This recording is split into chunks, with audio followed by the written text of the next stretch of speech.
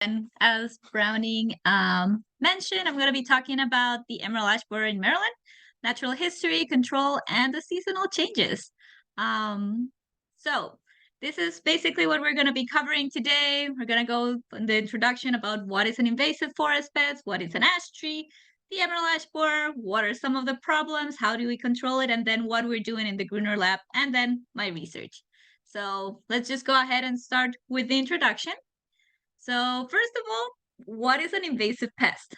A pest by itself is an insect that attacks a plant of importance, any kind of plants. Usually, we see them in the level of agriculture, but it can also be considered in forested.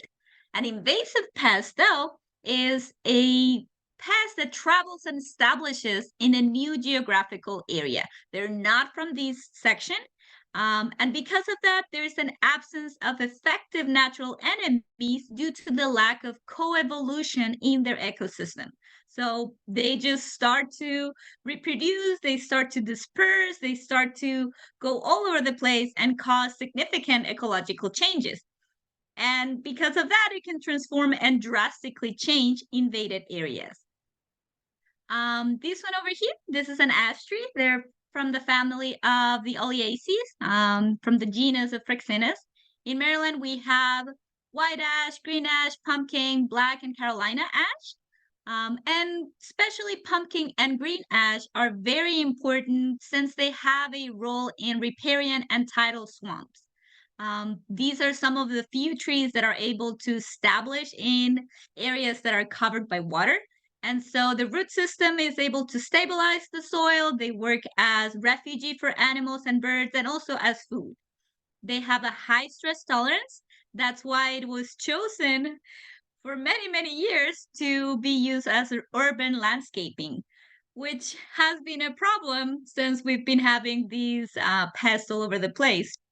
The timber is used for guitars and baseball bats, and it has a very good fragrance. So if you've ever managed to like burn some of the firewood, it's just delicious. This one over here, as Brownie mentioned, it's a beautiful beetle. This is the emerald ash borer. It has wonderful colors. It's really tiny. It's like around this side, and I will show you a picture in a minute. And it has been very problematic. So let's go ahead and start with the details. The native range of this beetle is in Northeast Asia. And the problem with this beetle is that the larvae feeds on the cambium of ash trees under the bark. So they create these serpentine-like galleries that girdle and kills the tree within 3 to 5 years. So as you can see, it's fairly small, as you can see with the coin, and the larvae looks like the one in the picture. They create or they kill the trees by interrupting the sugar and water flow between the crown. So all of the sugars and all of the different nutrients that are produced in the leaves cannot get all the way to the root system, and then the root system is not able to bring up all the water and the minerals up to the crown. So then you see all of these trees that are starting to die off, and then you see on the bottom of the trunks a bunch of epicormics. That's how we call like growth of like just branches on places that you don't usually see them on trees. The emerald ash borer was first detected in Michigan in 2002, and the neurological record suggests that the arrival was probably in the mid-90s. It was detected very shortly after in Maryland in 2003 in a nursery stock in Charles County, and they did the best they could to try to control it, but unfortunately, it managed to establish. And the thing is that EAV moves fairly quickly. It can move up to 0.6 to 0.8 miles per year just through natural dispersion. And even though it arrived in 2003, it is already in the eastern shore as of 2015. So it has been steadily moving around and establishing in new areas. As you can see in the map, it is already present in 36 states and DC and 5 provinces of Canada. It was first detected in Oregon just last year, I think it was. So it is a problem. It is a really big problem. This is a map of the native range versus the invasive range. Most of the EAB is in the east of Asia. And as you can see, it's pretty much at the same range as United States and Canada. So they are like at home. However, none of the trees that are in North America are adapted or have any defenses to defend themselves from these trees. So they're pretty susceptible to the attack. And since there hasn't been a lot of like co-evolve or co-evolution with other insects, there's not a lot of natural enemies that can take care of it. Now let's go ahead and talk about the problem that this insect is bringing. It can cause a lot of damage, as you can imagine. Some records show that it can cause up to $1 billion per year in damage. And it is specialized on ash, but it has been found feeding on other Oleaceae like French trees and olive trees. And as you can understand, olive trees, it is of importance of agriculture. And so if all of the ash trees are completely wiped down, they will start to jump to other hosts. The report shows up to 99% of tree loss. This means that the trees are highly susceptible and they are just dying. And some of them, as I mentioned before, it can be killed within 2 or 3 years of infestation, depending on the size of the tree. This causes a lot of ecological changes. As we're losing all of the tree canopy and the trees are just dying out, in areas like swamps, we are having a clearing of space.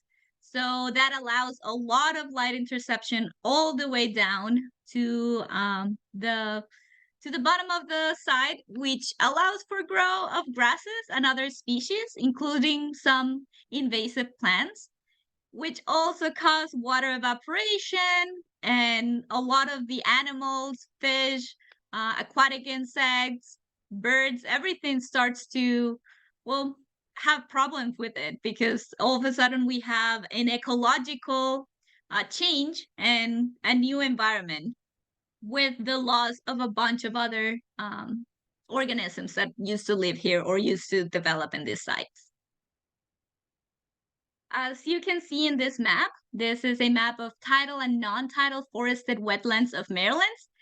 In red, you can see areas that will be affected by ash mortality. So we are already seeing, like we're having a hard time finding ash trees already, since most of them have been wiped out by this small insect.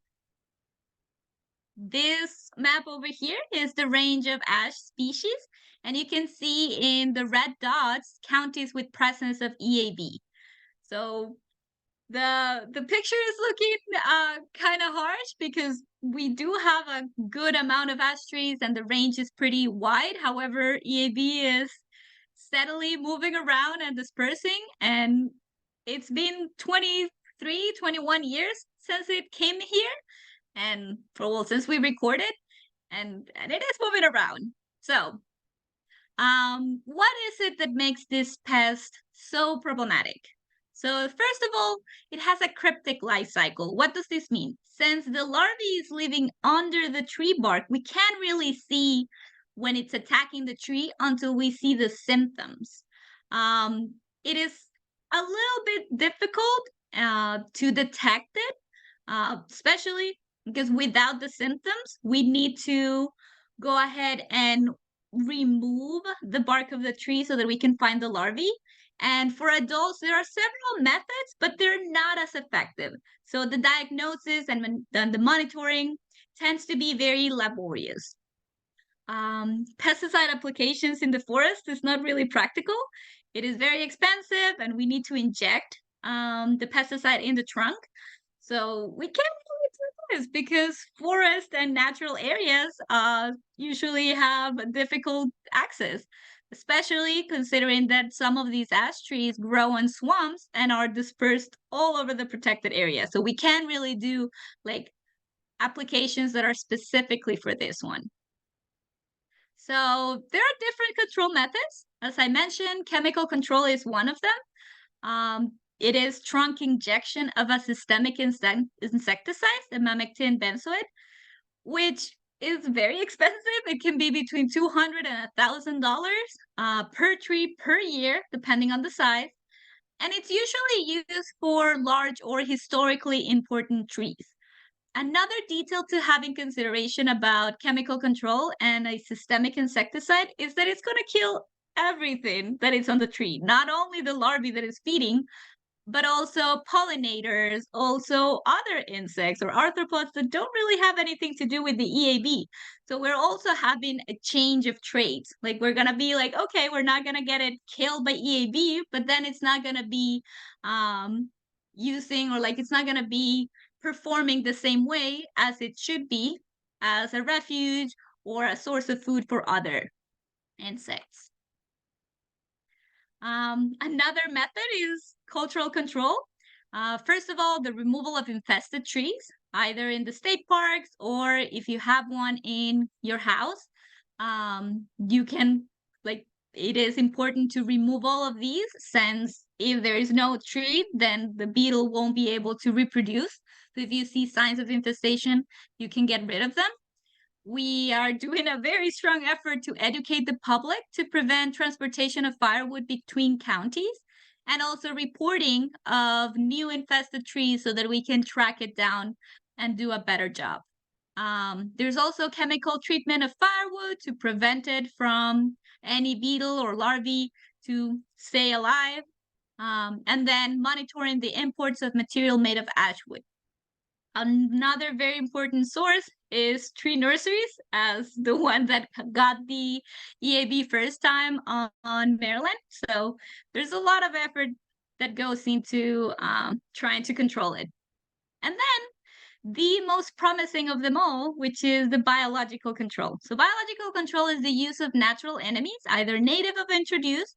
It's the most practical and effective option that we have available.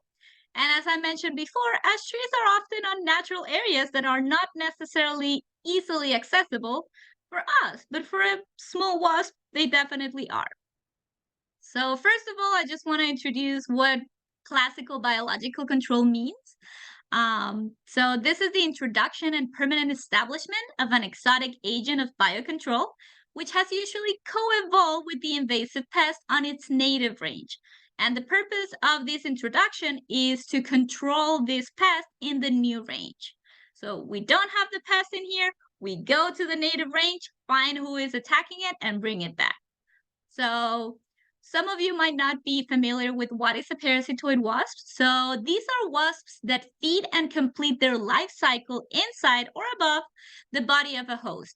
So as they are feeding, as they're growing inside the body, they start to kill it, or they start to feed on it, and eventually they kill it, and they just emerge out as adults. Now, the process of EAB biocontrol has been a long one, and there's been a lot of effort by USDA to try to find ways of working this out. So the introduction process basically goes like this. First, there was explorations on the native range of EAB in Asia. So a lot of researchers were sent out, and a lot of connections were made with the people in China, in Russia, in Japan, to find out who is the one who's attacking this beetle. So once the identification of these potential parasitoids was made, they brought different of these species, they quarantined them to make sure that there was nothing else that they were bringing that could not be, that could be like problematic. They tried and they tested different alternative hosts, because we do not want to release something that could be attacking something else. So we're making sure that these wasps are host specific, specifically for EAB. After all of this testing has happened, there's been rearing and reproduction so that we can have a good amount of wasps that will be released afterwards. And then once we have a good number, there's been periodical release of parasitoids into the ecosystem. In Maryland, the organization that is in charge of this is Maryland Department of Agriculture, who receives these wasps from USDA and different agencies. And then they have a list of counties, how many trees they have.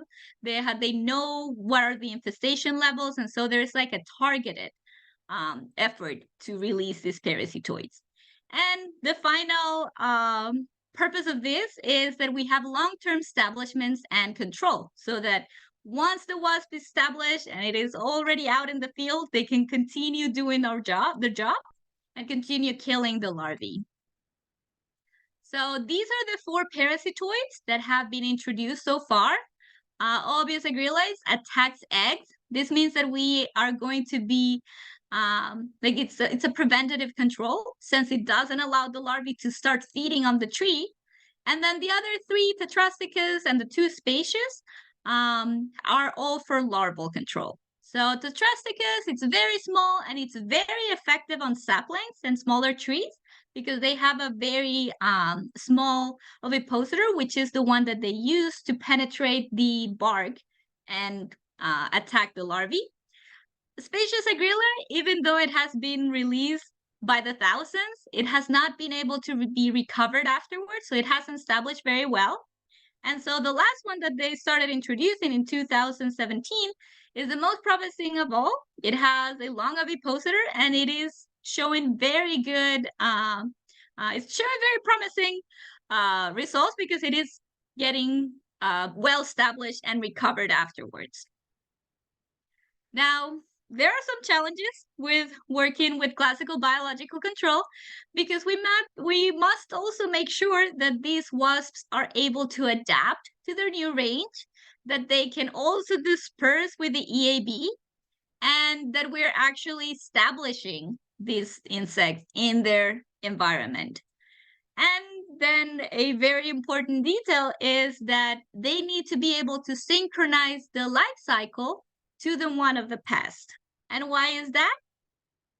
Here over here, you can see the life cycle of the beetle. It goes through egg, goes through 4 larval stages, it pupates in the winter, and then it comes out as adult.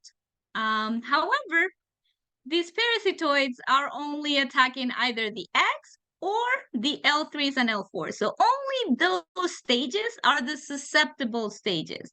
So if there's any of these wasps flying around outside of this window, they're not really going to be able to attack the larvae and actually do what we're really intending them to do.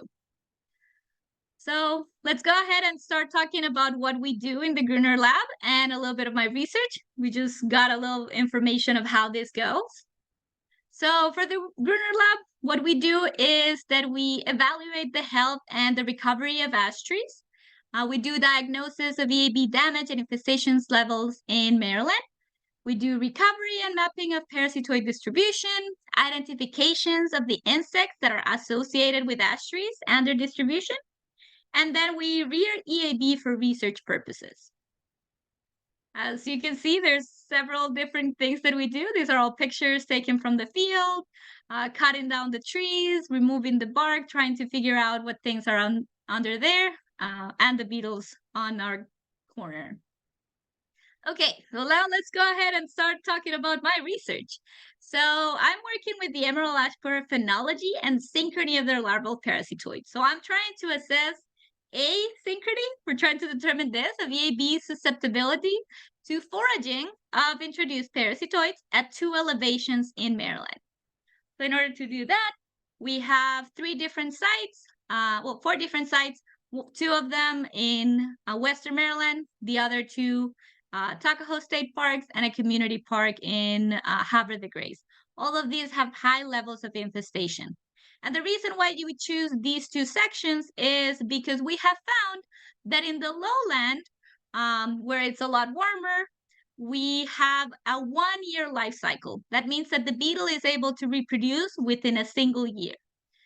However, in the highlands, since it's a lot colder, the field season is a lot shorter, they're not able to complete their whole year life cycle on a single year. They take 2 years. And this is very important, because if we're talking about phenology, we need to find out when are things happening, right?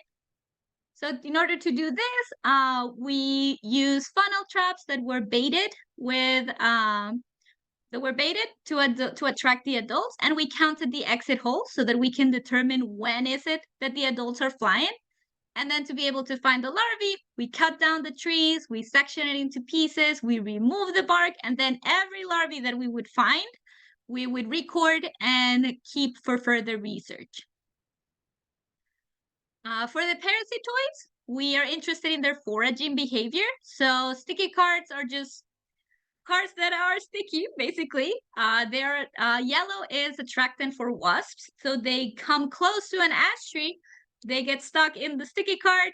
3 weeks later, we bring them back to the lab, and then we look under the microscope to see if we can find our parasitoids. And then this is just telling us if there is a wasp or there are not. And then we're using sentinel logs, which are giving us information about the interaction of the parasitoids, these wasps, and the beetle. And the way that this happens is that we create a sentinel log by introducing a susceptible larvae in an ash log. We put them out in the field. We just wait for the wasps to attack it for 3 weeks. After those 3 weeks, we bring them back to the lab. We left them in a incubator, and then as soon as the wasps are able to emerge, they will come out, and we will be able to tell, okay, well, it seems like in June there are flying wasps that are attacking larvae that it's susceptible. So we did this all year round. We started in February, and I just picked up the last bit of the sentinels this week. I was actually in Western Maryland yesterday. So we are able to get information about what is happening all year round. So far, these are the results that we have from 2022 and 2023. We are able to see that most of the adults are emerging between May and July. This has given us information that is very important if we're considering that one of the wasps that are helping us with controlling it is an egg parasitoid. So that means that as soon as the adults are coming out, they're laying eggs, and this is happening between May and July. Now, for the phenology, we're able to see that most of the larvae that is susceptible, which is this specific window of opportunity that we have, is different between the highlands and the lowlands. So in the highlands, we're seeing that there's probably 2 generations happening at the same time between these larvae between May and August. While in the lowlands, we're seeing them that most of these are just in August and September. So that means that they're not really available all year round, at least not in the lowlands. However, if we go ahead and looked at the results from our wasps collection, we were able to see that these small red stars, they represent collection of any wasps, either by sticky cards or using our sentinel logs. We didn't got too many of them in the highlands, but the ones that we did found were definitely within the susceptible window. But then in the lowlands, where we did collected a very good number of wasps, they're flying when there's not really susceptible larvae, which has very interesting implications. So these are the main takeaways of this. We're able to see that the adult emergence is happening between May and July. That means that if we're releasing the parasitoids of eggs, that's when it should be happening. We've been able to confirm that the phenology of the emerald ash borer is different between the highlands and the lowlands, and that the parasitoid susceptibility window is also different between the highlands and the lowlands. So we're not really able to have the same information on both of these sides. In the lowlands, we're able to see that the wasps are foraging, while there might not be available larvae, which has an important implications on their biocontrol effectiveness. So my research so far is able to inform that we should be having a differentiated management, which means parasitoid releases depending on elevation. Most of the parasitoid releases in Maryland is happening between June and July, and they're just going all over the place. They're getting deployed, and that's it. But as I just show you, we cannot really just have it the same way all over the place. So this is very important to make decisions, to plan out all the releases. We can already tell that it's better if we start releasing the parasitoid wasps that attack the larvae earlier in the season in Western Maryland and in areas where there is higher elevation, and then end the season with the lower elevation areas. And so with that, I want to go ahead and thank all the people from the Greener Lab for their collaboration, the people from USDA, the Maryland Department of Ag team, all the people that allowed us to work on the field side and our funding support. And I will go ahead and open the floor for any questions if you have any. Thank you, Angela. You can unshare, come back together. That was wonderful. I will also just share if anyone wants to, or if anyone has infested ash trees and you want to let us know, this is my email. And then this is the email of our lab manager. We're always on the lookout for trees because we need to continue feeding our beetle production. So if you happen to know or have a tree on an area, like maybe if you have a farm or if you have properties and you want to contact us, that would be awesome. I'm gonna share the contact on the chat room, on the chat, so that people can have it. So yeah, that's all I wanted to say. So you can go ahead and continue browning. Yep, just put that in the chat, and then we will come back and open up the floor for questions. I'm sure that there's going to be quite a few. I know that I have some, and they're already coming into the chat box. So you can go ahead and oh, you're going to put that information in. Okay, so these are the two emails, and then grunerlab.com. That's the website from our thing. Do you want me to stop sharing so that we can see each other faces? Okay. Yes. Yep, stop share. Then I'm going to put a spotlight on you. Spotlight on you. There we go. Okay. And we'll open up the floor. I have, let's see, Richard, who lives really near Mullins Park and goes there all the time, needs to look closer because he'll be one of your spotters out there, and wants to know, what exactly do you do at Mullins? So Mullins has been one of the best sites that we've been used for the past 3, almost 4 years, because it has a bunch of white ash. White ash is one of the most resistant trees that we have. So it's been like slowly, like the dispersal of the EAB has been a little bit slower than the one of green ash, which is one of the most susceptible ones. They are definitely out there. You can notice, well, maybe there's not that many trees anymore because we've been working and we've been cutting down all of the ones that are highly infested. What we do is that we cut down the trees, we debark them, we remove the bark so that we can find the larvae inside. And then we have another project where we are rearing the adults. So we cut down the trees, we put them in barrels in the greenhouse, and then we decide when we want the beetles to come out. So we keep them in a frozen room most of the year, and then we just take pieces of these to collect the adults that can be sent out to our USDA partners. So if you go to Mullins and you see all of the like the frass and all of the different tree bark in the ground, that's us.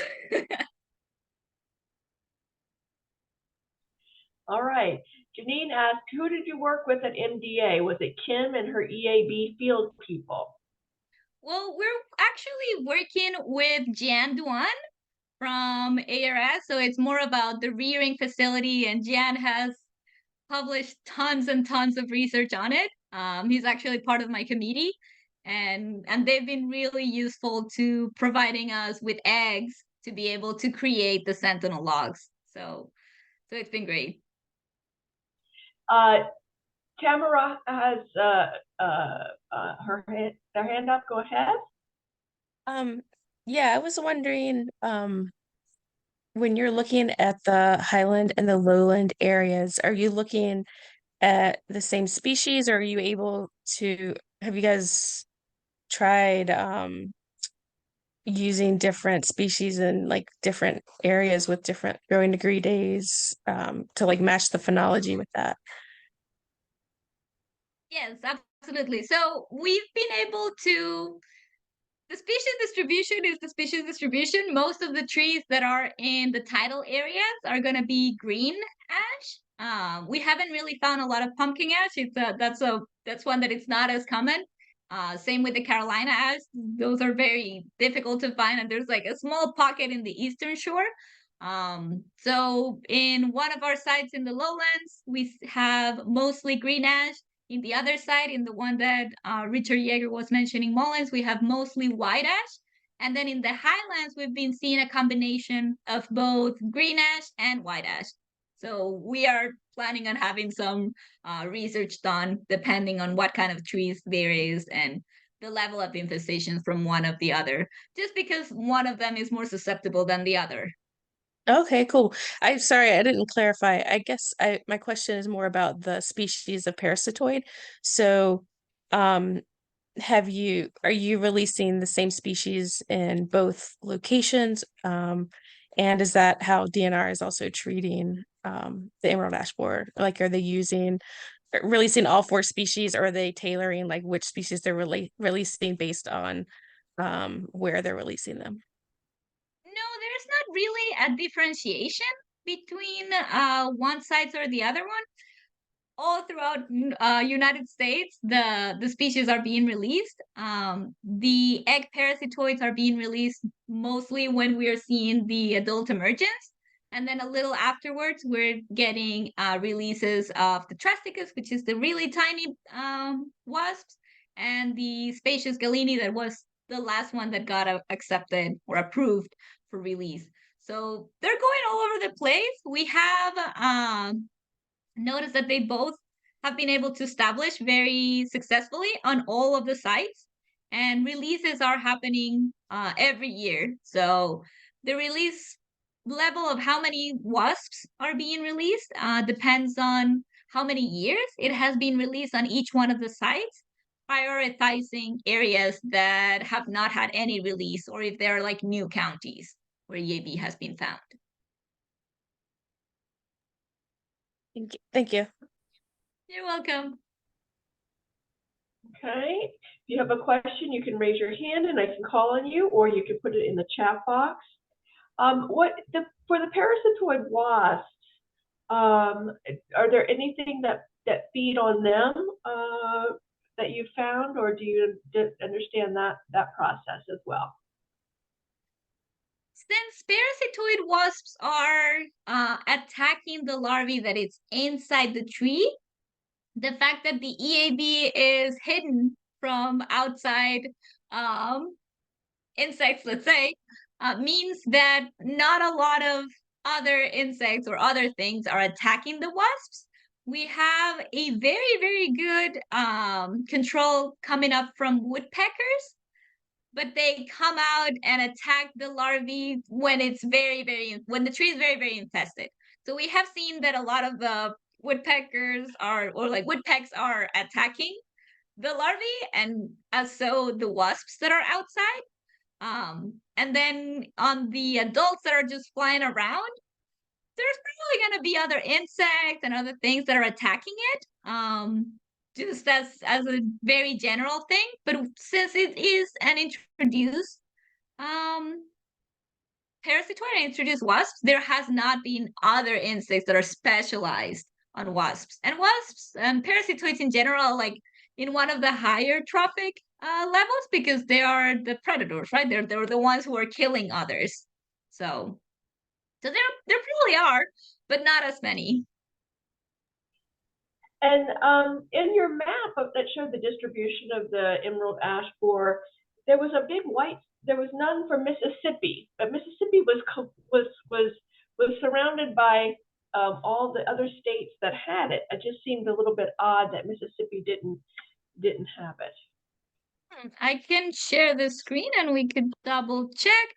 It might be just that we haven't just seen it, like we just haven't had any recoveries of it so far. This is also a tree map from, is it this one or is it this one? Are you talking This one. about this one? Yes. Yeah. So you have Okay, Louisiana and Alabama, and then you have the white space and right there. Yeah. I see, I see. Yeah, I mean, so far we just haven't found it there. Since the beetle dispersed and since there's a lot of dispersal that has happened just by humans moving wood around, maybe we just haven't found it yet, or maybe it's been controlled so far. But chances are we will find it anytime soon. I wouldn't bet on not seeing them, but yeah, like that, this is just records of what have we found, and this was a map from 2023, so this is the latest information we have so far. Gotcha. And so Richard asked, how long do we need to study these things in order to have a firm grasp on this true situation? 1 year, 2 years, 5 years, 10 years? Okay, so it depends on what you're trying to find out about it. About phenology, we're aiming for 2 to 3 years of research. The more information we have, the better. But this beetle has been under study for 20 years already. Since it first got discovered, everyone's alarm went off, and it was like, okay, we need to figure out how to control this. So as much as possible, especially since it's spreading so quickly, so far, so all over the place.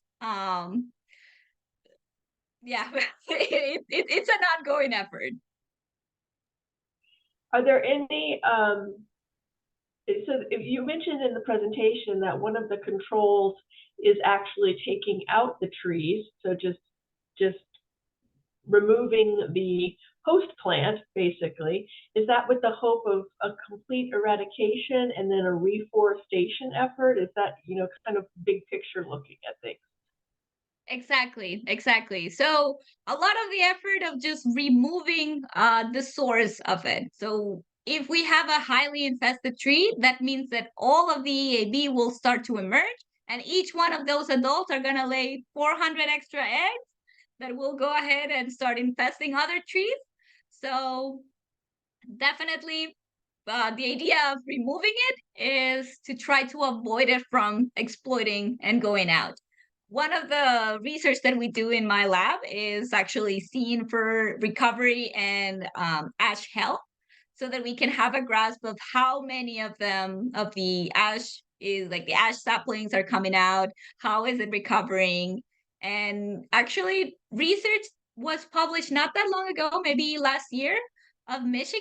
So Michigan was ground zero. Everything got killed over there. And now research is happening 20 years afterwards to see, like, okay, well, what is happening with all these ash? Have the seeds that were maybe dormant in the soil or anything like that started to emerge? Since there's already so many wasps out in the field, are they able to recover? And it seems like they are. So fingers crossed, things are working out, and we're slowly being able to recover the ash trees after the killing of most of them. So we're positive. We're positive, and we're doing our best to control them. Oh, that's wonderful news out of Michigan, since that was the epicenter. Indeed. And you mentioned about the injections. And are there any trees in Maryland that are currently being injected? Are there, some of the champion trees or things like that are being protected? Is that something that's on private land that you have to do yourself, or are they in the public domain? Both ways. I mean, there's a bunch of ash trees that are really, really big, like in Susquehanna, in different state forests. Like I've been able to meet the crew from Maryland Department of Ag when they are doing the applications. You can notice it if you see a tree that has like some black plugs in the bottom of the tree. They just leave them there permanently, and then they go and apply every 2 to 3 years, depending on the size of the tree. There are some companies that offer the service of the injection of the insecticide. So Yes, you can go ahead and pay for it yourself, but it is very expensive. We were talking with some of the people from Susquehannock, the turtle center, the research center, and they were telling us that some of their trees were up to $1,000. So yeah, you can do it. It's gonna be costly, but you can definitely do it, especially on trees that are very, very large or that have like historical importance. Is there a problem? I mean, are they using different trees to make baseball bats now, or are they coming from different countries? I don't really know about that. And is this a problem only in North America, or is it in other countries as well? So far, it's only in Canada and United States.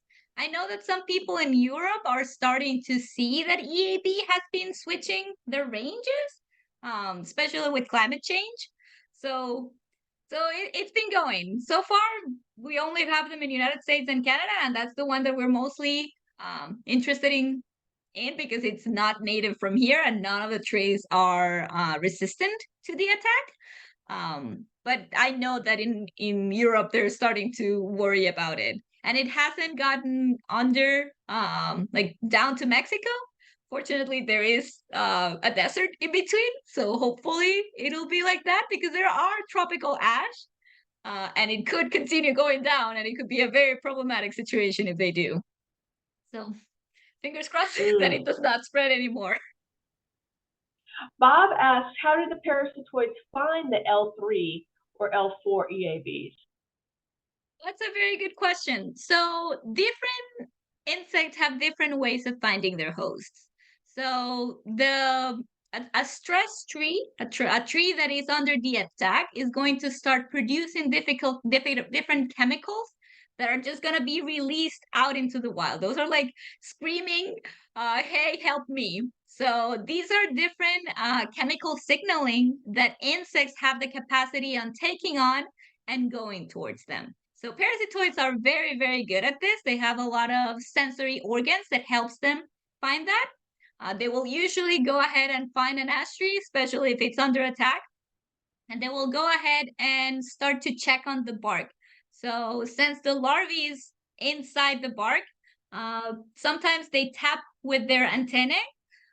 They have a long ovipositor. This is it's like a needle that they will go ahead and like penetrate into the bark. So once they found the larvae, they just go all the way in. They attack the larvae inside, and they're able to find the L3s and L4s. Insect biocontrol is a wild study. It's really, really interesting, and there's very, very interesting research happening on it.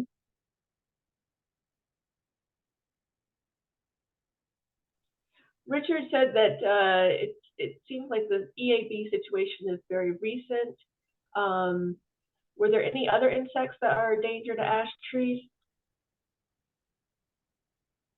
So there are some other insects, and one of our research actually goes into learning what are the associates that attack ash trees.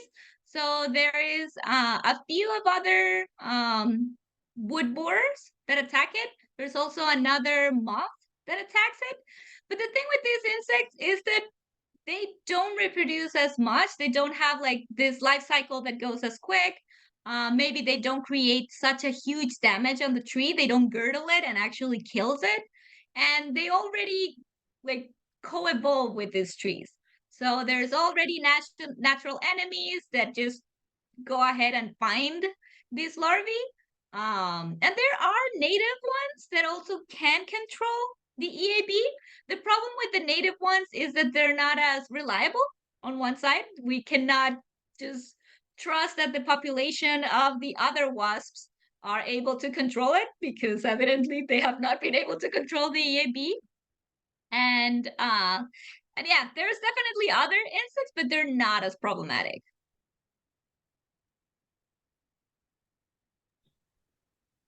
Okay.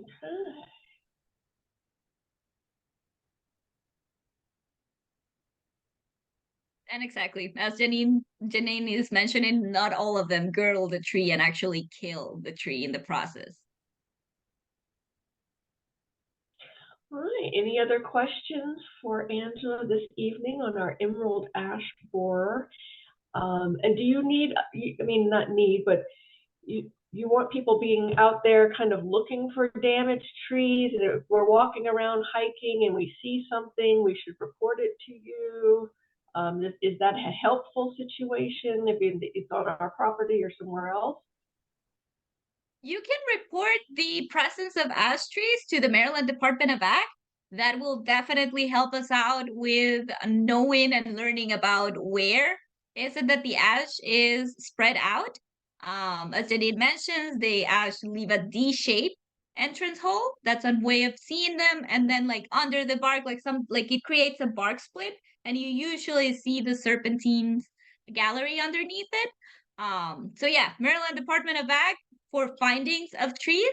And then if it's a tree that is easy to take, as in it's not right next to a house, or like it's in a property that it's complicated to access, our lab will be very happy to go ahead and try to take those trees down, because then again, there's not that many ash trees in Maryland anymore, and we've been trying to get as many as possible, but like we're already in the point that we need to go all the way 3 hours away to Western Maryland or 3 hours away to the Eastern Shore to be able to find trees, because there's just not many in this area of the state anymore, which is really sad. But yeah.